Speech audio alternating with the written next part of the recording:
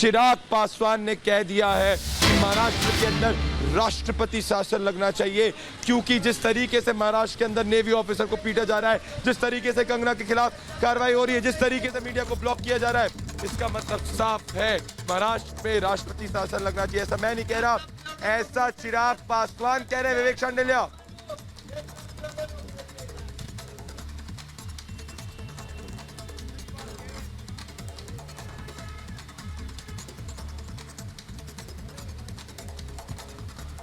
जा रहे हैं महाराष्ट्र में जिस तरह की स्थिति बन रही है उसमें राष्ट्रपति शासन लगाया जाना चाहिए, क्योंकि ये सरकार आम लोगों पर जुल्म कर रही है, ये सरकार पत्रकारों को, कलाकारों को निशाना बना रही है, ये सरकार हर उन लोगों को निशाना बना रही है जो इंसाफ की बात कर रहा है। प्रदीप, और हम इस वक्त कंगना के घर पर मौजूद हैं।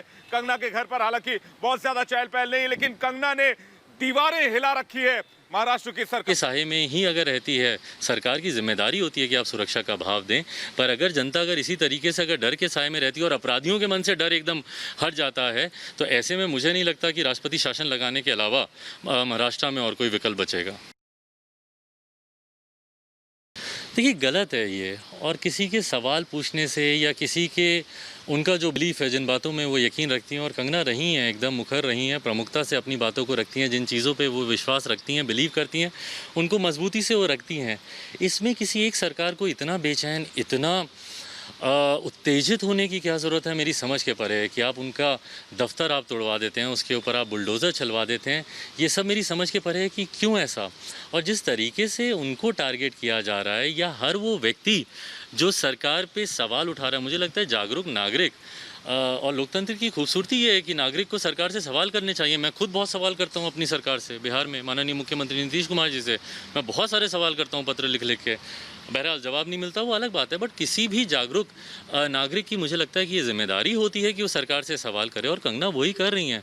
और दूसरा वाक़या जिस तरीके से सामने आया कि एक पूर्व नौसेना के अधिकारी ने एक स्केच उसको बस फॉरवर्ड किया, उस पर जिस तरीके से कहा जाता है कि शिवसेना के ही वो लोग थे, उन्होंने जिस बर्बरता से उनकी पिटाई की। इस उम्र में बुज़ुर्ग व्यक्ति, सम्मानित नौसेना में वो अपनी सर्विस दे चुके हैं, जिस तरीके से उनकी पिटाई की, गलत है ये सारी बातें। आप, और वो भी एक स्केच को फॉरवर्ड करने को लेकर, जबकि शिवसेना का इतिहास रहा है। भाला साहब ठाकरे इतने खूबसूरत स्केचेस बनाते थे, और स्केच के माध्यम से कठोर बात को भी वो इतनी सरलता से वो बोल जाते थे। तो जिस तरीके से माहौल बन रहा है, और कहीं ना कहीं एक ये भी कॉमन चीज़ इसमें दिखती है कि उत्तर भारतीयों को टारगेट किया जा रहा है। सेना के अधिकारी ने एक स्केच उसको बस फॉरवर्ड किया, उस पर जिस तरीके से कहा जाता है कि शिवसेना के ही वो लोग थे, उन्होंने जिस बर्बरता से उनकी पिटाई की। इस उम्र में बुज़ुर्ग व्यक्ति, सम्मानित नौसेना में वो अपनी सर्विस दे चुके हैं, जिस तरीके से उनकी पिटाई की, गलत है ये सारी बातें। आप, और वो भी एक स्केच को फॉरवर्ड करने को लेकर, जबकि शिवसेना का इतिहास रहा है। भाला साहब ठाकरे इतने खूबसूरत स्केचेस बनाते थे, और स्केच के माध्यम से कठोर बात को भी वो इतनी सरलता से वो बोल जाते थे। तो जिस तरीके से माहौल बन रहा है, और कहीं ना कहीं एक ये भी कॉमन चीज़ इसमें दिखती है कि उत्तर भारतीयों को टारगेट किया जा रहा है।